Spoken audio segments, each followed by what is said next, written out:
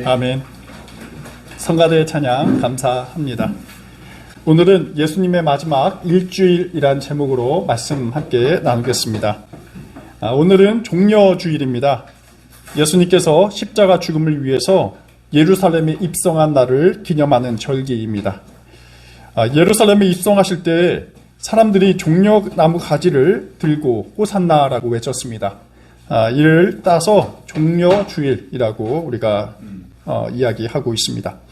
이 종려나무는 존경과 기쁨, 승리와 또 번영을 상징합니다. 그런데 참으로 아이러니합니다. 군중들이 예수님의 예루살렘 입성에 환호했지만 일주일이 채 되지 않아서 십자가에 못 박으라고 소리쳤으니 말입니다.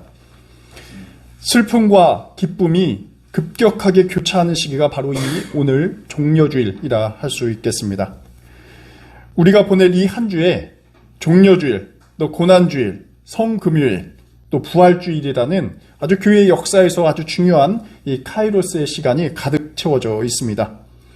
그만큼 예수님의 마지막 일주일이 사실상 우리 신앙의 정체성을 가장 극명하게 드러내고 있다, 이렇게 말씀드릴 수 있겠습니다. 우리가 믿는 이 기독교 신앙이라는 것은 어쩌면 예수님의 마지막 일주일이 만든 신앙이다라고 해도 무방할 정도입니다. 그래서 이 일주일은 매우 농밀합니다.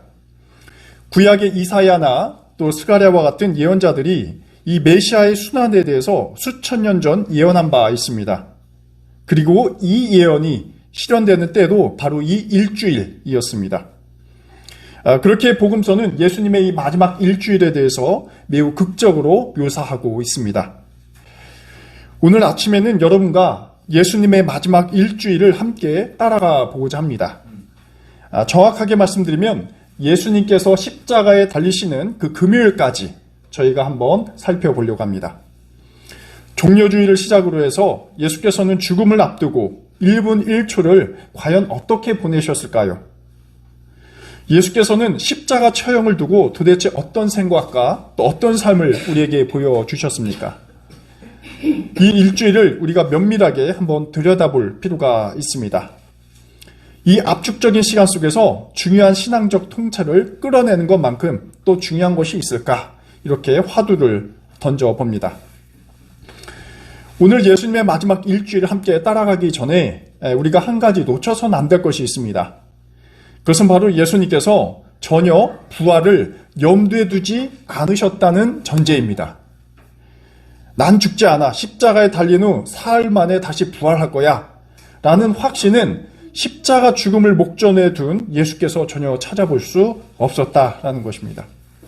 만일 예수께서 자신이 부활할 것이라는 그 확신이 미리 있었더라면, 또 하나님께서 예수께 그 사실을 예고해 주셨더라면 이 고난의 길이 훨씬 더 가볍지 않았을까 생각이 듭니다. 어차피 다시 살아날 텐데 어렵지만 고통을 감수해보자 라고 생각할 수도 있는 것이죠.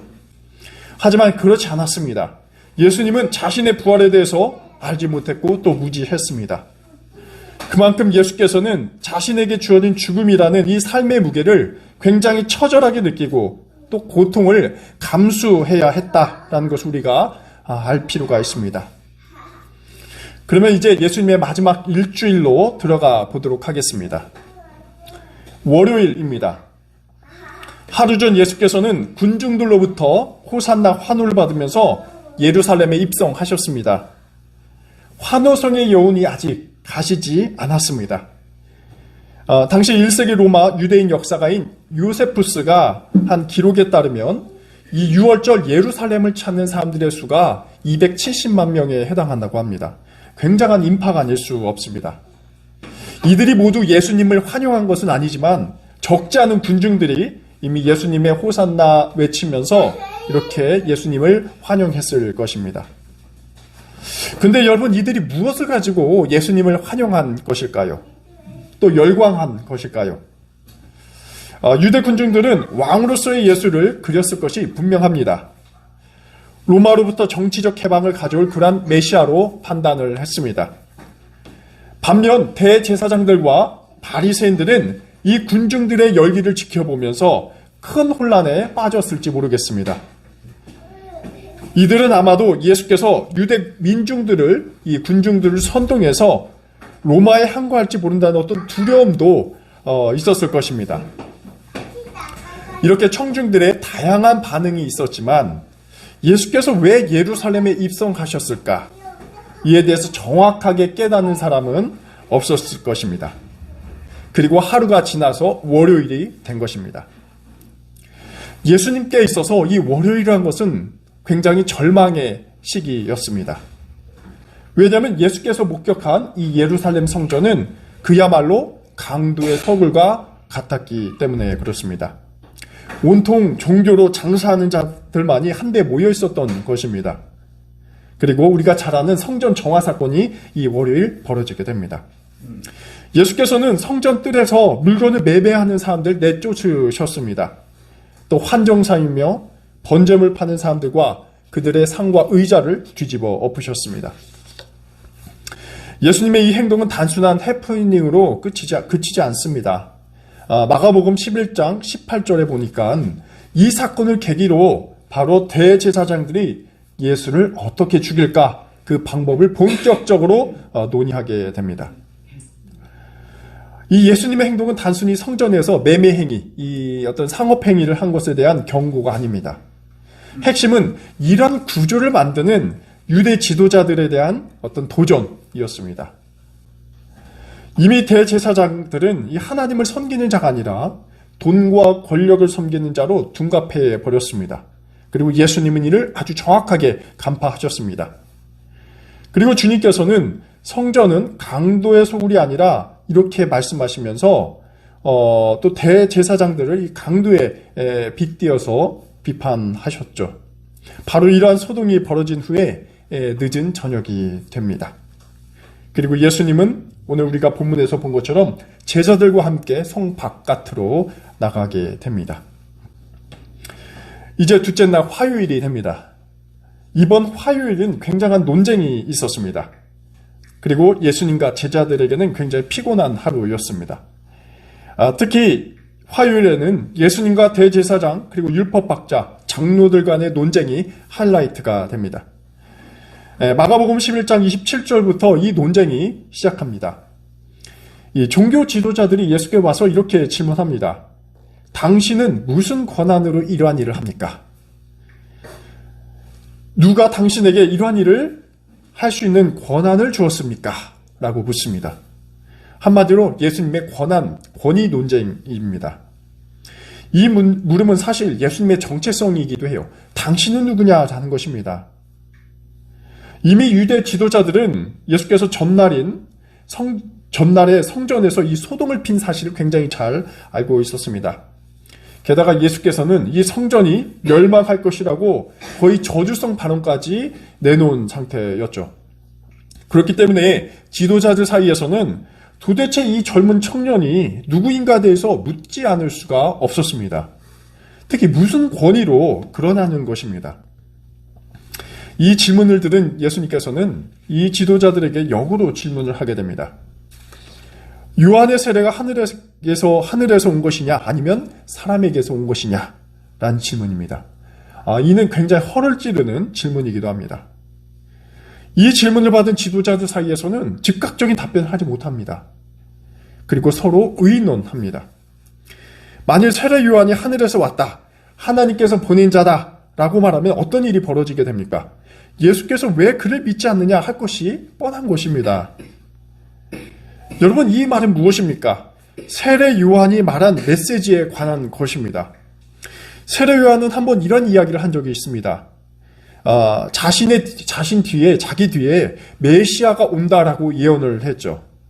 그 메시아는 바로 누구입니까? 예수입니다.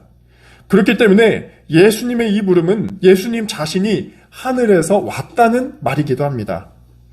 또 예수님의 그 권위도 하나님께서 부여하신 것임을 간접적으로 드러내는 것이죠. 이 때문에 세례 요한을 이 바리새인들이나 어떤 대제사장들은 인정할 수가 없던 것입니다. 만일 세례 요한을 인정하게 된다면 그것은 곧 예수님의 권능도 인정하게 되는 것입니다. 하지만 그렇다고 해서 이 지도자들이 세례 요한이 사람에게서 왔다라고도 답할 수 없었던 것입니다. 이것은 굉장히 정치적인 이유 때문에 그런데요. 32절에 기록된 것처럼 많은 유대 군중들은 세례 요한을 하늘에서 왔고 또 참 예언자로 믿고 있었습니다. 근데 이 유대 지도자들은 군중들을 굉장히 두려워했습니다. 만일 세례 요한을 공개적으로 부정했다가는 더 큰 사단이 벌어지고 말 것입니다. 이 때문에 지도자들은 어떻습니까? 모르겠다라고 이 대답으로 회피할 뿐입니다. 이번 화요일 사건의 핵심은 이것입니다. 예수께서 자신의 권위와 능력이 하나님으로부터 왔다라는 것입니다. 또 자신은 하나님의 아들이란 점을 유대 종교 지도자들에게 내비친 것입니다. 이 내막을 이미 잘 알고 있었던 이 지도자들에게는 어떻습니까? 이것이 굉장히 신성모독적인 불쾌한 일이 아닐 수 없었던 것입니다. 이들에게 대해서 예수님에 대한 반감은 더욱더 증폭될 것입니다. 그리고 이로써 화요일은 저물게 됩니다. 수요일이 되었습니다. 하루 전 예수님과의 논쟁에서 패배한 유대 지도자들은 이제 말로는 안 되겠다, 이렇게 판단한 모양입니다. 이제 이들은 예수를 잡아 죽일 궁리를 하기 시작합니다. 본격적으로 예수를 십자가에 처형시킬 계획을 짜는 것입니다. 이게 수요일로 추정되니 이들의 실행 능력이 참으로 대단합니다. 이때는 유대 절기인 6월절 바로 이틀 전이었습니다. 명절을 코앞에 두고 있어서 만일 예수를 이때 죽이면 군중 사이에서 소동이 발생하니 나중을 기약하자 일단 입을 모으게 됩니다. 근데 이런 음모가 계획된 사이에 베단이라는 곳에서 예수님의 죽음에 대한 굉장히 상징적인 사건이 일어나게 됩니다. 베다니 지역은 여러분 어떤 곳입니까? 이곳은 예수님께서 종종 예루살렘에서 가실 때마다 들르던 작은 마을이었습니다. 우리가 잘 아는 나사로와 그의 누이 마르다와 마리아가 사는 동네였습니다. 여기서 예수님께서는 시몬이라는 사람 집에서 식사를 하고 계십니다. 그런데 그때 한 여자가 향유를 갖고 들어옵니다. 요한복음서 보니까 나사로의 누이 마리아라고 소개되어 있습니다. 근데 이 여인이 값진 향유와 그 향유가 담긴 옥합을 깨뜨려서 예수님의 머리에 붓는 그러한 일을 저지르고 맙니다. 마가복음 14장 3절이 이 장면에 기록되어 있는데 이 향유의 가치를 나드라고 표현을 하고 있습니다. 이 나드라는 것은 노동자가 300일 동안 벌어들인 소득에 해당한다고 합니다. 사실 굉장히 엄청난 그러한 금액이죠. 1년 연봉입니다. 근데 이 말도 안 되는 일이 벌어지게 된 것이죠. 주변 사람들, 특히 제자들 포함해서 이 황당한 사건에 대해서 굉장히 분노하기까지 합니다. 값비싼 향유를 낭비했다 생각했고 이 여인의 무모한 행동에 대해서 기가 막혀 했습니다. 하지만 이 장면은 굉장히 중요한 상징을 담고 있습니다. 그것은 바로 예수님의 죽음을 예비한 것입니다. 이 사건 후에 어떤 일이 벌어집니까? 예수님의 순환이 본격적으로 전개가 되고 있습니다. 특히 예수를 잡아서 죽일 음모를 짠 대제사장들에게 예수님의 제자였던 가롯 유다가 그들을 찾아가게 됩니다. 이날이 바로 수요일입니다. 유대 지도자들은 무척 기뻤습니다. 왜냐하면 예수를 어떻게 잡을까 굉장히 고심하고 있었던 터였는데 제자라는 자가 돕는다니 여간 기쁘지 않을 수 없었던 것입니다. 이제 목요일이 되었습니다. 목요일은 예수께서 마지막 생애 중 가장 분주한 날이었습니다. 예수님께서는 제자들에게 6월절 명절을 준비하라고 말씀하셨습니다. 그리고 제자들과 함께 음식을 나누게 됩니다. 제자들은 이것이 최후의 만찬이라고 생각을 하고 있었을까요? 어쨌든 이 순간이 아마 제자들과 스승인 예수님과 함께 이야기를 나누는 가장 따뜻하고 친밀한 시간이 되지 않았을까 싶습니다. 빵과 포도주를 나누면서 또 제자들의 발을 씻기시면서 제자들에게 앞으로 벌어질 사건들에 대해서 예수님께서 말씀을 해 주십니다. 물론 제자들은 깨닫지 못했습니다. 베드로는 이렇게 말했죠. 선생님과 함께 죽는 한이 있어도 절대로 선생님을 모른다 하지 않겠습니다. 다른 제자들도 이에 동조하고 있습니다. 절대로 예수님을 부인하지 않겠다 이야기합니다. 하지만 우리가 잘 알듯이 제자들은 오히려 스승 예수를 저주하고 그를 버려버렸습니다. 이후 밤이 되었습니다. 예수님께서는 겟세마네에 와서 자신의 죽음에 괴로움하며 이제 기도를 하게 됩니다. 내 마음에 근심에 쌓여 죽을 지경이다. 너희는 여기에 머물러 깨어 있어라. 이렇게 제자들에게 말씀하시고 예수께서는 언덕 위로 가서 기도하십니다. 기도하시는 예수님과 또 졸려서 자고 있는 제자들의 이 상반된 태도는 죽는 순간까지 예수님을 깨닫지 못하는 제자들의 우둔함을 더욱더 부각하고 있습니다. 그리고 이 순간 가롯 유다와 유대 종교자들이 보낸 그 무리가 당도합니다. 그들의 손에는 칼과 몽둥이가 들려져 있었습니다. 예수를 잡으려는 것임을 쉽게 알게 됩니다. 예수께서는 이들에게 잡히는 것으로 이 목요일 밤은 저물게 됩니다. 마지막 금요일입니다. 이날은 예수께서 심판받고 십자가에 달리는 바로 그날이었습니다. 유대 종교자들의 음모는 결국 성공하게 됩니다.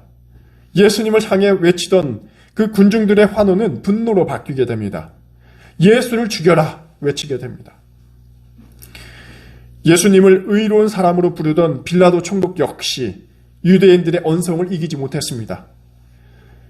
총독은 예수님과의 신문에서 죄를 찾을 수 없었습니다. 하지만 그는 유대인들의 이 압박으로 인한 밀란을 염려하지 않을 수 없었습니다. 그리고 결국 무고한 예수님을 십자가에 다는 오판을 저지르게 됩니다. 마태복음 26장에는 총독의 신문 이전에 이 대제사장들과 예수님과의 신문이 상세하게 기록되어 있습니다. 대제사장들은 예수를 신성모독으로 몰고 갔습니다. 군중들은 예수님의 얼굴에 침을 뱉고 또 얼굴을 주먹으로 내리쳤습니다.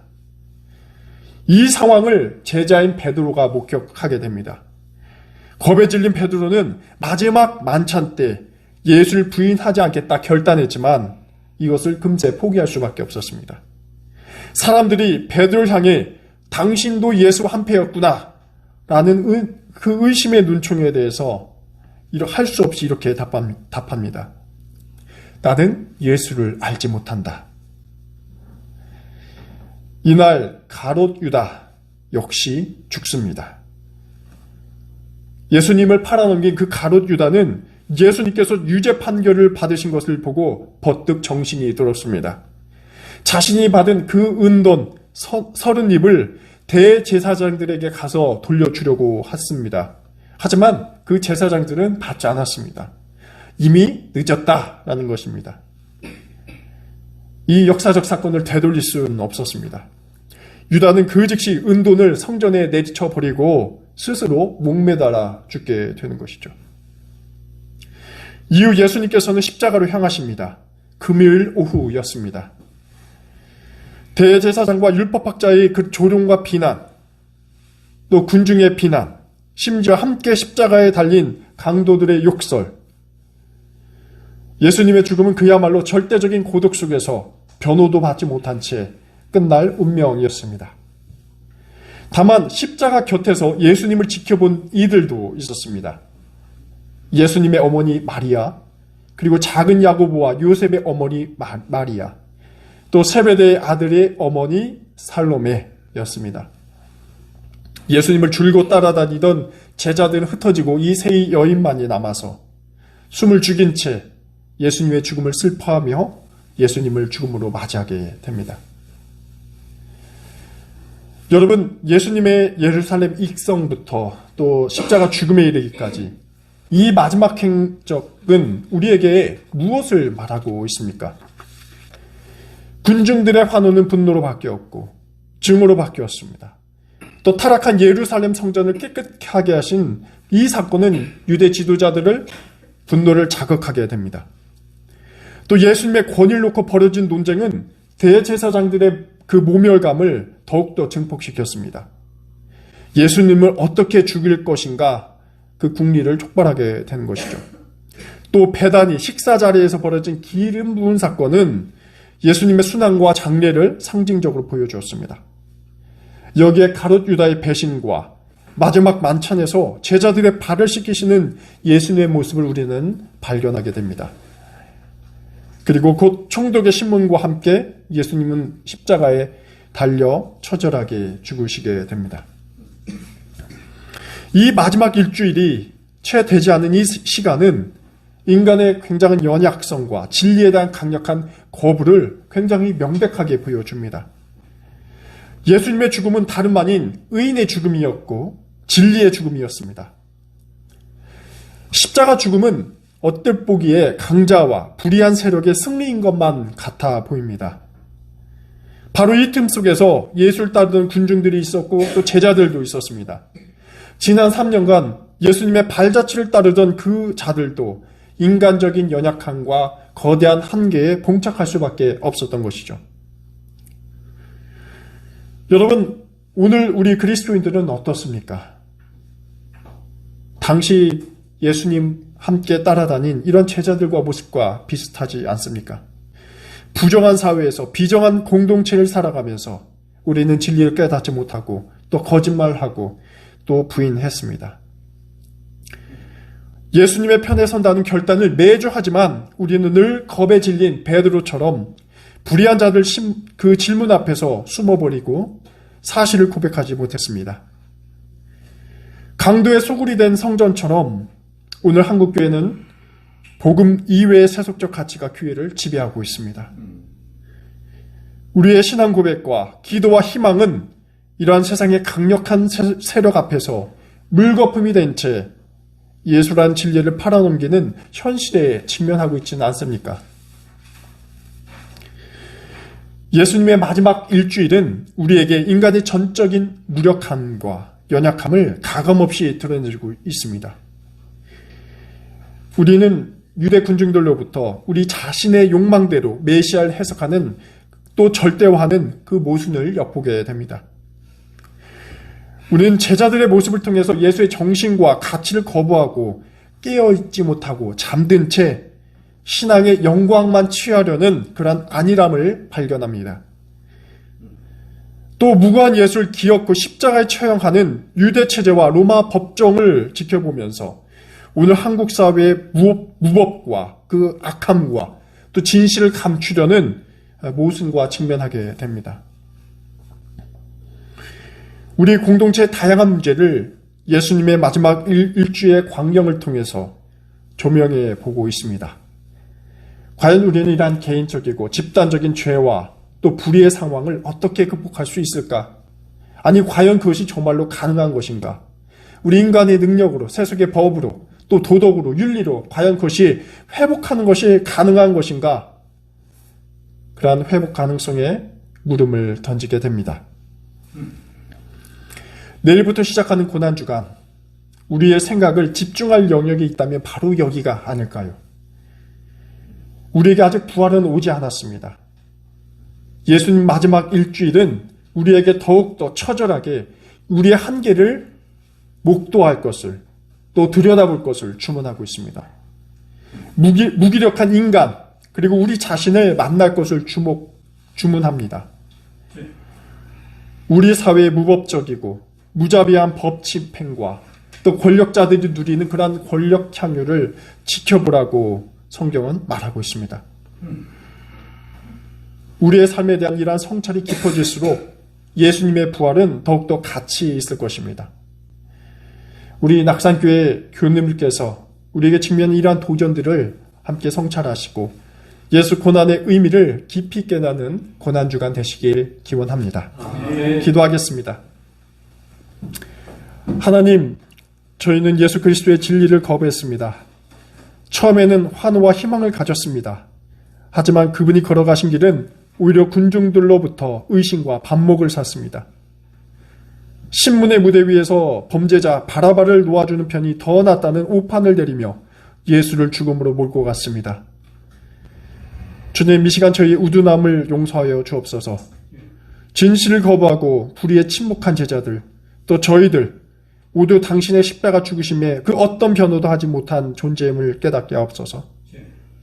예수 그리스도의 이름으로 기도드립니다. 아멘.